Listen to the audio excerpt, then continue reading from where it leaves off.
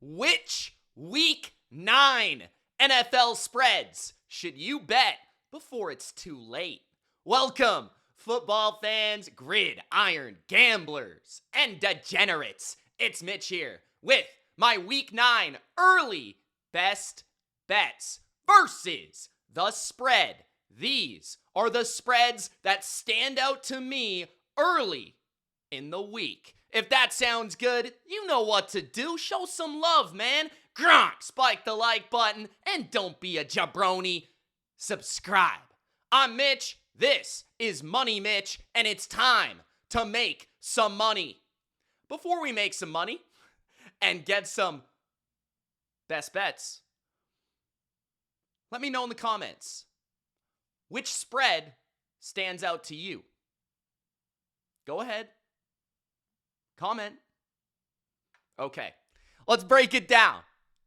Thursday night football, as we always do. I like to give you my thoughts on Thursday night before it's too late. So, Thursday night football, we have the Baltimore Ravens at the Miami Dolphins, the biggest shocker of the week, in my opinion at least. The Dolphins went to Atlanta and absolutely demolished the Falcons. Tua and Mike McDaniel saved their job, at least for one more week. Now they have the primetime outing in front of the world, taking on a Ravens team that also had a pretty shocking result. They beat the Bears 30-16 at home, double-digit victory over a hot Bears team without Lamar Jackson.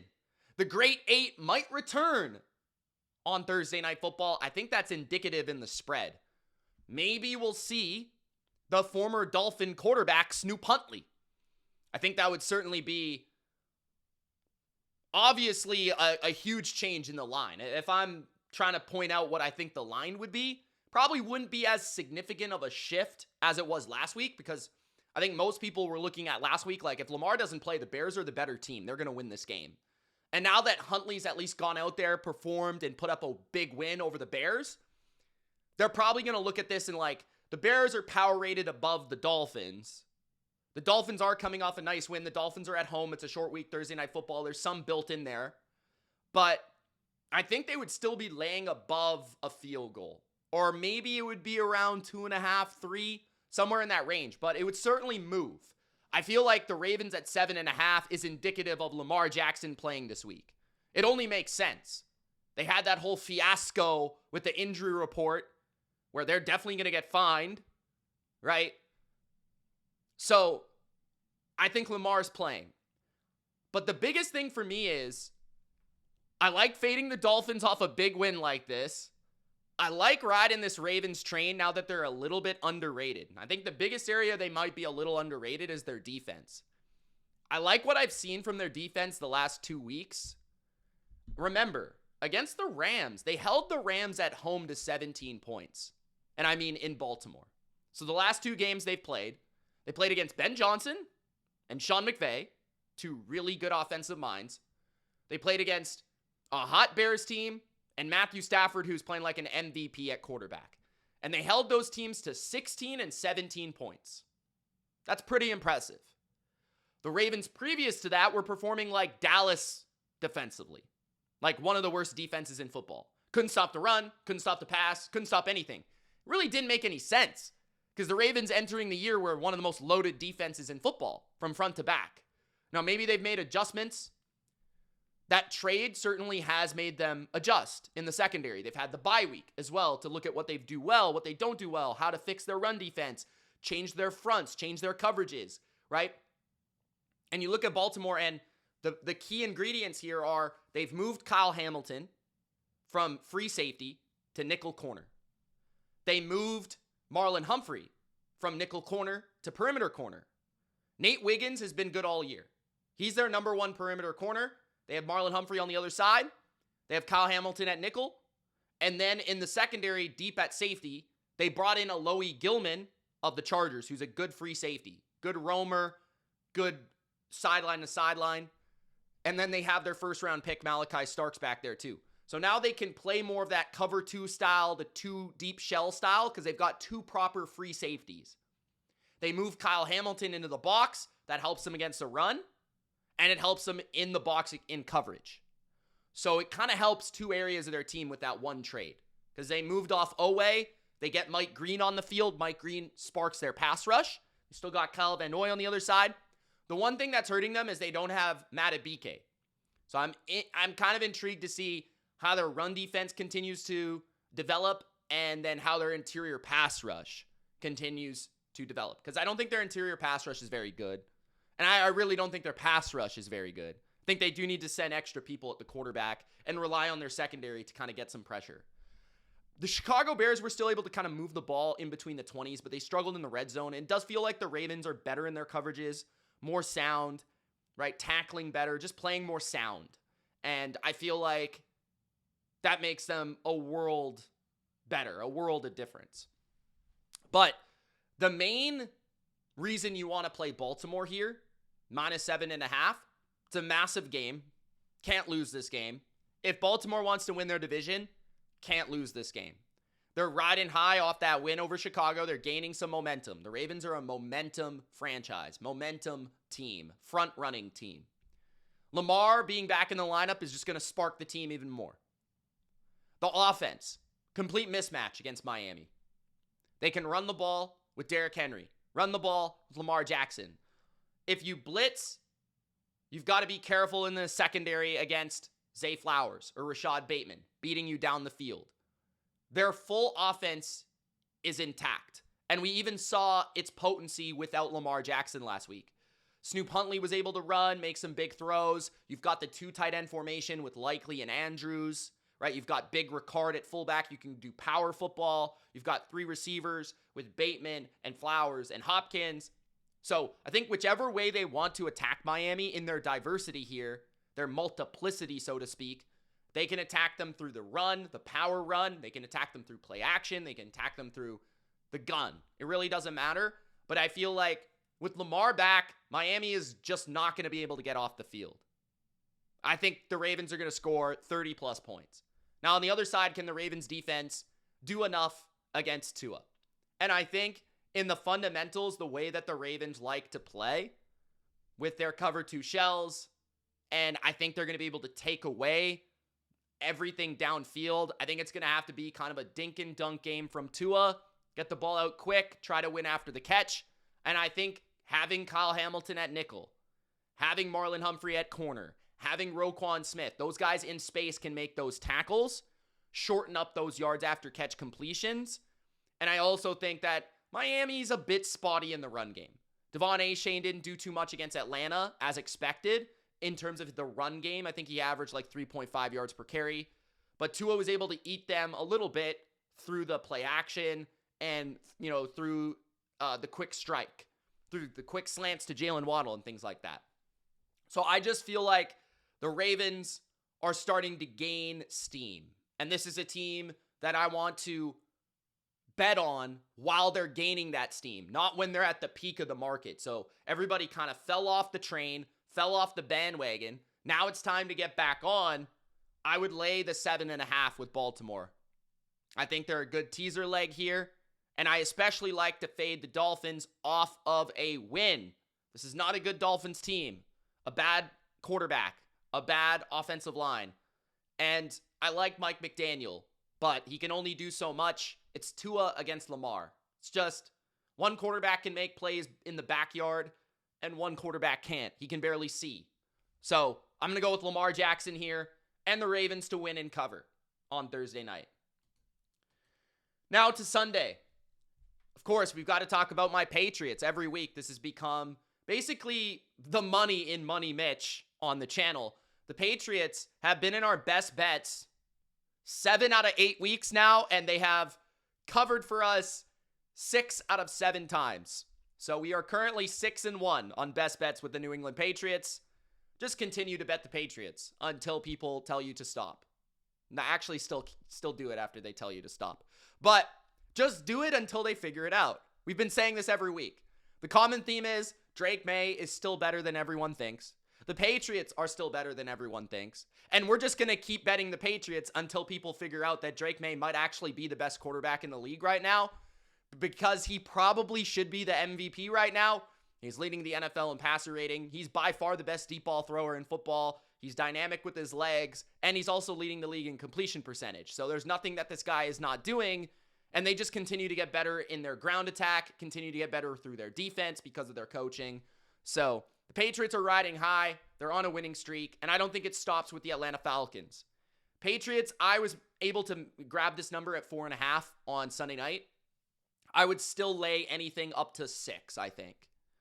Especially if it's Kirk Cousins, I'd probably consider up to a touchdown. Kirk Cousins is completely washed. I don't know how much that makes a difference between Cousins and Penix, and that was the biggest question I had going into that Dolphins game. I thought Penix was going to start all the way until about Saturday when we heard the news. So I was wrong about that, and that cost me one of my bets on my best bets. I wouldn't have made that a best bet if I knew that Kirk Cousins was the quarterback. I certainly wouldn't have done that, but sometimes when you make picks on Wednesday and when you make picks on Monday, you don't know that information, so you can't really change your mind and go back and retroactively tell you guys not to bet it. So it is what it is. We still managed to go 60% on best bets versus the spread last week and 60% on our totals, so we're all good, and we did hit the under in that game. So it's all good, but I'm looking at this Atlanta team, and they're starting to slide. I look at what they do well and how it matches up with the Patriots. So Atlanta in their run game, that's kind of what they need to do to win. They need to be able to run the ball. They haven't been able to run the ball 2 consecutive weeks. Bijan Robinson, arguably the best running back in football, has been kept to nothing the last 2 weeks. San Francisco shut it down. Miami replicated it, shut it down, right? They got away from it, in my opinion, against the Dolphins. That was a big deal. New England has been one of the best run defenses in football this year. They have yet to allow a 50-yard rusher this season. They're actually bordering on all-time territory with this statistic. It's been 8 games this year. They have not allowed a 50-yard rusher, okay? Judkins, before he got injured, had about 18 yards. So against Bijan, if the Patriots are able to load the box, because they're probably not going to be scared of whoever is playing quarterback. Penix is below average, and Kirk Cousins is absolutely washed. So either quarterback, they're not going to be scared. They will stop the run of Bijan Robinson, period. I think where they should fear Bijan is more so in the passing game. That's where you can take advantage of the Patriots, is running backs and tight ends in the passing game. Now, I'm intrigued to see how they treat Kyle Pitts, because Kyle Pitts is not a tight end. He's a receiver. So I think that they'll treat him as if he's a receiver. I don't think they'll treat him as if he is a tight end. So I don't think you'll get a linebacker covering Kyle Pitts. I think most of the time it'll probably be a corner, honestly. And I think if Drake London returns, you've got Christian Gonzalez, who might be the best corner in the league right now, probably taking him to a modest day on the outside. So what the Falcons do well, run the ball and throw to Drake London. Those are 2 things that the Patriots can be fully equipped to stop with Gonzalez and their current form of their run defense. On top of that, Atlanta still has multiple injuries at the tackle position, which are concerning. Michael Penix is a quarterback that doesn't throw the ball to the middle of the field. And against the Patriots, that's kind of where you want to throw the ball, because their weaknesses are linebacker and safety and coverage, not corner, right? They've got Gonzalez, they've got Marcus Jones, who's playing really, really well, and Carlton Davis. So offensively for the Falcons, I actually think they really struggle to move the ball. On the other side, the Patriots have Drake May. I don't know if I have to say anything else, but the Falcons have been a good defense this year. Falcons have been a good defense, especially against the pass.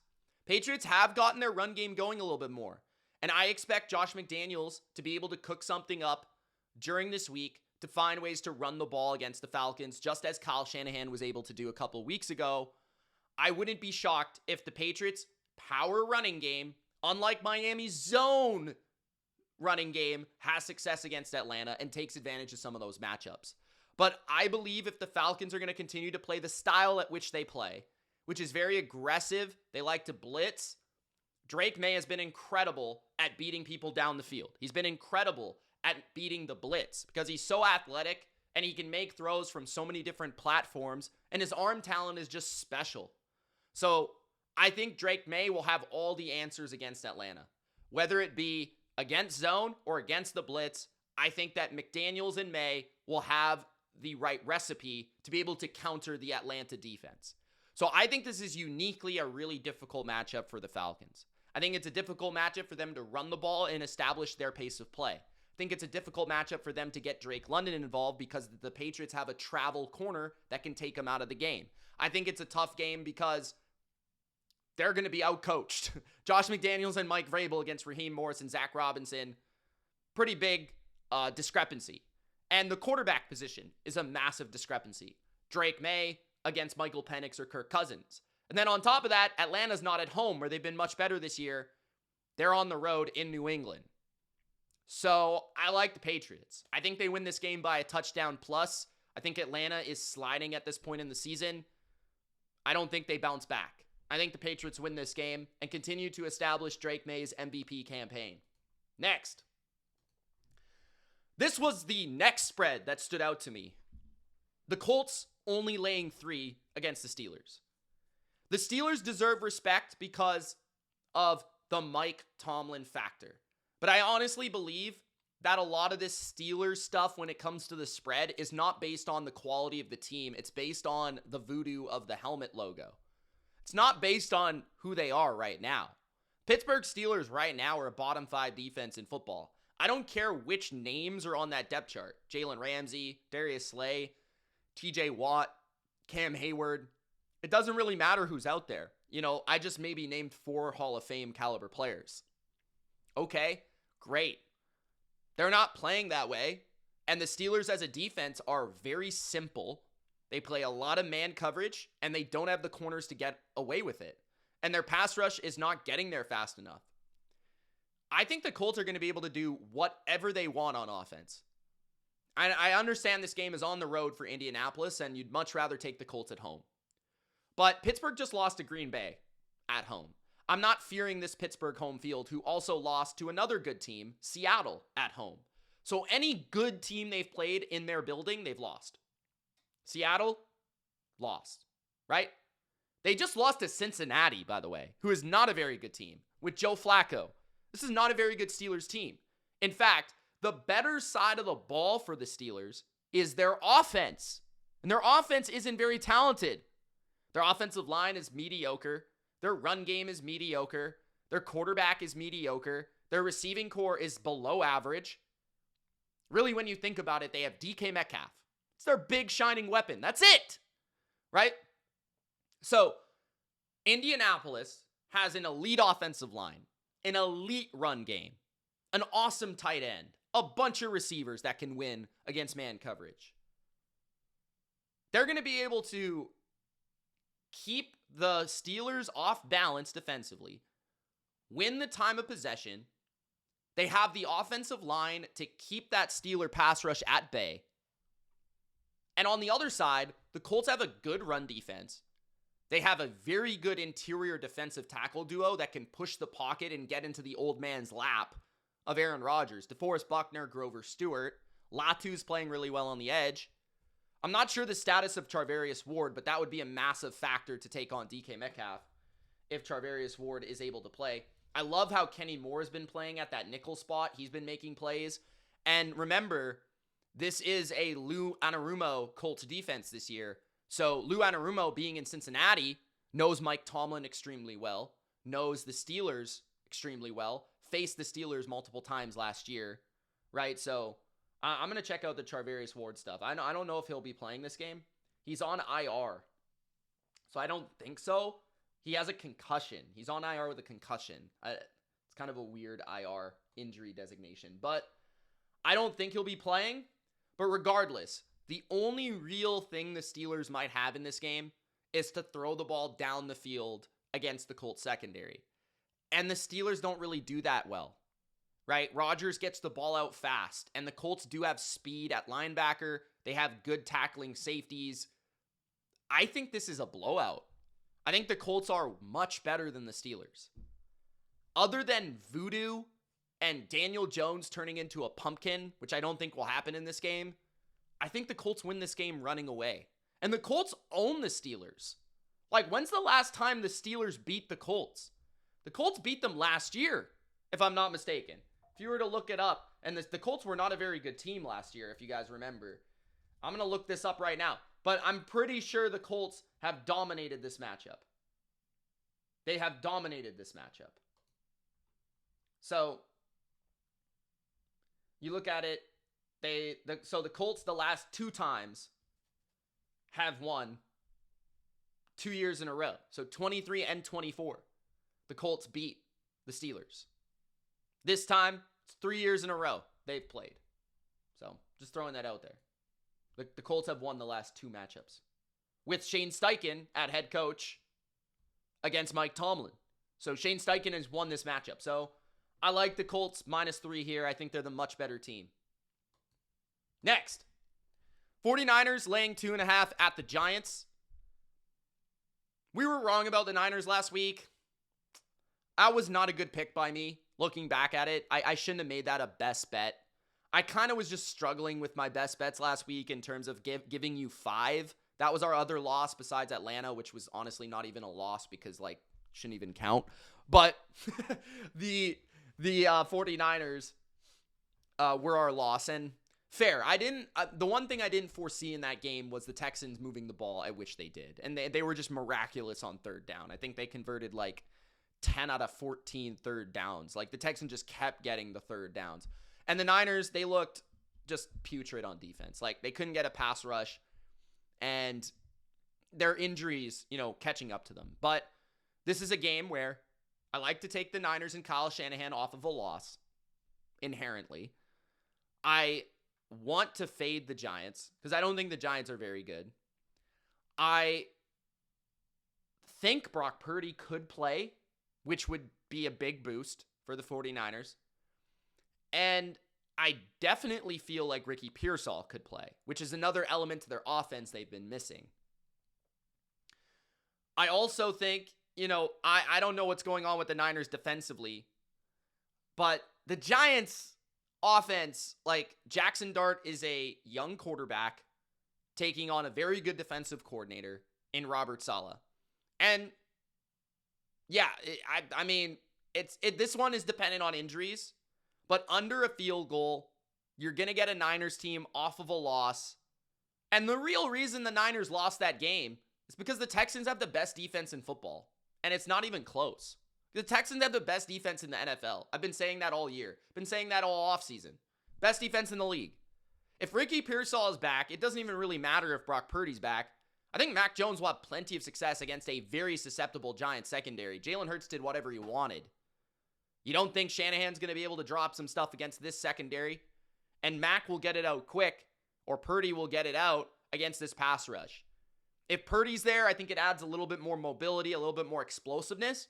But if Mac's there, I think he'll be able to play crisp and clean enough to be able to get the ball out on time. George Kittle is working his way back, continuing. He caught a great touchdown last week on National Tight End Day. Ricky Pearsall, Juwan Jennings is looking better with every game. Last week, dropped a big pass, but he also made some nice catches. I just think the Niners are the much better team.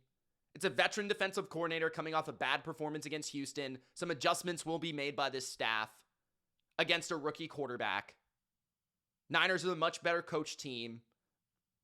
And I just think the Niners offense looked bad because they played the Texans, period. I think they'll look a lot better against this defense. So, and you can run the ball against the Giants. The Giants are not a very good run defense. We saw Saquon finally go and hit home runs last week. And even Tank Bigsby was able to run the ball last week. So if the Niners are able to run the ball against the Giants, that keeps time of possession, keeps their bad defense on the sidelines. So I like the Niners here laying 2.5. Anything under a field goal or 3 or less, I would lay with the 49ers here on the road. Big game for them to keep up in the NFC West. No Cam Skattebo too, which is a big loss from a morale perspective. Next. Jacksonville at the Las Vegas Raiders. I'll take Jacksonville -3. The Raiders are putrid. They're terrible. Now, this is probably going to be a forgotten game. Nobody's paying attention to the Raiders. Barely anybody's thinking about the Jags right now. The Jags are coming off an awful performance against the Rams in London, but they've had a bye week. The Raiders likely will get Brock Bowers back, which is a pretty big deal. But the Raiders just look broken as a team. I think they had 3 first downs against Kansas City. Jacksonville has a good defense. Trayvon Walker should be much healthier after this bye week. He's probably not going to have that club on his hand anymore. He's an awesome player. They've got Josh Hines-Allen and Eric Armstead inside. So Jacksonville's front four can certainly get some pressure after a very bad Raider offensive line. Geno has struggled all year. Their receiving core is just not good, and Jacoby Myers might even be traded by the time this game is played. So we'll see. But Brock Bowers is a big deal, but I kind of feel like, what else do they have? The Raiders can't really run the ball that well, and Jacksonville's good against the run. I'm going to look up if Devin Lloyd could be back for this game because he didn't play against the Rams. And Devin Lloyd has been one of the best linebackers in football this year. But, let's see. He was ruled out. That they haven't really brought up any news. He's not on IR. So I'll say he is back. But I don't know if it even matters. I just feel like, okay, Jacksonville. Travis Hunter was more involved in that Rams game. They had a whole bye week to potentially get Travis Hunter even more involved in the offense. I still think they have plenty of weapons. ETN's been eating this year. Parker Washington looks good. De'Ami Brown can stretch the field. The Raiders' secondary is atrocious. Their pass rush is mediocre. Like, I'll take the Jags. They've been the better team all year. They have a defense that can stifle Geno and the Raiders. They might only win by a touchdown or so, but that's all we really need. I think Jacksonville is much better. I think the Raiders are a bottom tier team. Like, they are bad, and Jacksonville's a borderline playoff team. It's really not that complicated. Both teams had a bye week. I think the Jags have definitely been unlucky with penalties and stuff like that. But I believe in their defense. I believe in Liam Cohen as an offensive coach. I don't currently believe in Pete Carroll, like, at all. And I have seen nothing to make me believe in Chip Kelly. So give me the Jags to make the correct adjustments, come out here and get the win against the Raiders. Next, I have to talk about this game. Not that it's really a best bet, but it might be the most anticipated game of every season. Right, this is basically Peyton Manning, Tom Brady 2.0, Josh Allen, and Patrick Mahomes. The Chiefs are favored by 1 in Buffalo. I was 100% ready to take the Bills in this game until Ed Oliver has been ruled out for basically the season. Maybe the playoffs he'll return. But Ed Oliver is the best defensive player on the Bills. And he's out. So that's huge. He looked dominant against the Panthers. He's looked good all year. He was even really good in the AFC Championship last year, if I recall correctly. The Chiefs look like the better team. The Chiefs are about to play on Monday night. I wouldn't be shocked if the Chiefs didn't look as good as people expect tonight, because they might be looking ahead to the Bills. They might not be looking to absolutely pound the Commanders into the dirt, but I expect fully that the Chiefs will win that game against the Commanders and set themselves up for a date in Buffalo. Now, the Buffalo Bills have been winning this matchup. If I'm not mistaken, the Bills have won every single regular season matchup between these teams since 2020. I could be wrong, and I'm going to look it up, but I'm almost certain that the Bills have won every single matchup in the regular season. So, the Bills won last year 30-21. The Bills won 20-17 in 2023. They won 24-20 in 2022. And they won 38-20 in 2021. So that's 1, 2, 3, 4 straight seasons the Bills have won this game. And I think the last 2 or 3 years in a row, the Bills have been at home for this game and won this game. But the Chiefs have won every single playoff matchup. I think the Chiefs look like the much better team. I think that the passing game of the Chiefs looks much better, much more crisp, much more calculated, much better coached. Their weapons are much better. Worthy, Brown. Now Rice is back. Kelsey. Their run game isn't good. And that might help Buffalo because Sean McDermott is really good as a defensive coach when your offense lacks balance. That might be the best thing McDermott does, is when you're really good at only one thing. If you can only run the ball, McDermott will shut it down. If you can only throw the ball, McDermott will shut it down. It's when you have that balance that Buffalo's defense really becomes out of whack, right?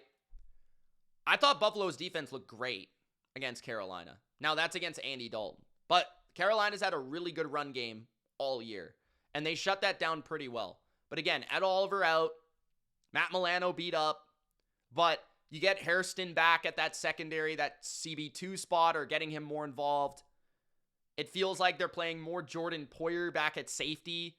I do think the Chiefs, though, just look better. And really it comes down to like the passing games of each team. Josh and the Bills receivers just feel out of sync. Feels like they don't really know what their identity is. Like, who do we trust? Who do we go to? But that being said, I think Buffalo does uniquely match up with the Chiefs in terms of the Bills defense can focus on the pass because the Chiefs don't run the ball. The Bills offense is excellent at running the ball, and the Chiefs are kind of mediocre to shaky against the run. They're very good against the pass because Spags is such a good coach. I do think the pass game favors the Chiefs, right? But then can the Bills, maybe win some matchups like Dalton Kincaid at tight end, get James Cook involved as a receiver. Those are kind of the areas I feel like you can maybe beat the Chiefs. Allen involved as a runner. This is a big stakes game where Buffalo's going to unlock everything in their offense. Where it feels like they've been playing everything really close to the vest. I'd probably just sit back and enjoy this game and probably not bet it. I will say I think I like the over. But I would lean Kansas City. I just kind of feel like they've looked like the better defense. They've looked like the better passing game. They've looked like they just know what they are right now better than the Bills. The Bills look shaky to me in multiple aspects. But the Bills just always seem to match up really well with the Chiefs, especially in these regular season games. So I'd probably just stay away. There are much better games to bet, but I did want to talk about it because this is such a big game. Next. Total is 46. Seattle minus 3.5 at Washington. I believe this is on Monday Night Football. Is this on Monday Night Football? I think so. Or it might be on Sunday Night Football. It's on prime time. I know that for sure. I think it's on because Washington plays Monday this week. So they're not going to be playing 2 Mondays in a row, right? Yeah, this is Sunday Night Football. Yeah. So Seattle at Washington. So we've got Washington State versus Washington. I just think this is... So it was at 3, and I was definitely intrigued by Seattle. But I kind of wanted to see if the line will move for Washington, because if Jaden Daniels does return, the line will move.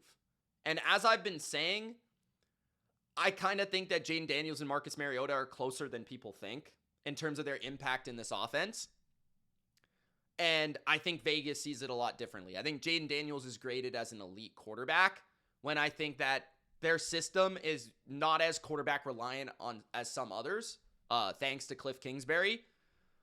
I think Washington, we'll see how they play against the Chiefs. If they get blown out against the Chiefs and it looks really bad, then I think this will only move up for Seattle. But so, just watch Monday night, see how it goes.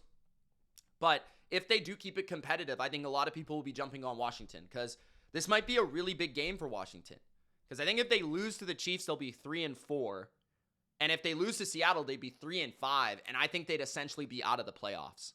I don't think they're making the playoffs at that record. This is a huge game for Washington. When you think about the matchup, I think that Seattle's defense has legitimately been a very good unit this year. And where I'm scared for Washington in this game is just how well Seattle is able to dictate the line of scrimmage.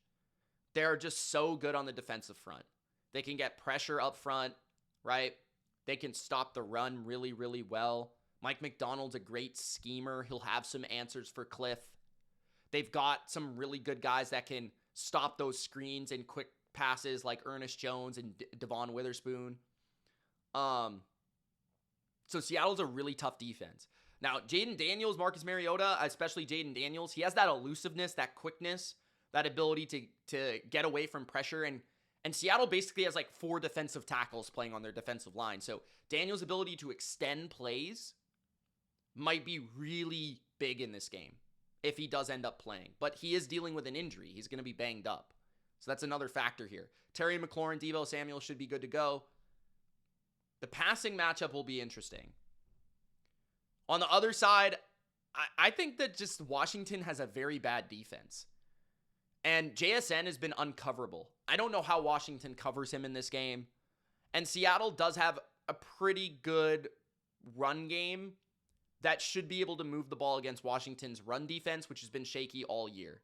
So if you combine Seattle, probably should be able to win the line of scrimmage defensively, probably should have a decent rushing attack, probably Sam Darnold has been playing well, should be able to throw the ball down the field against this Commanders defense that plays a lot of man coverage, and JSN, I think, should be able to make some plays.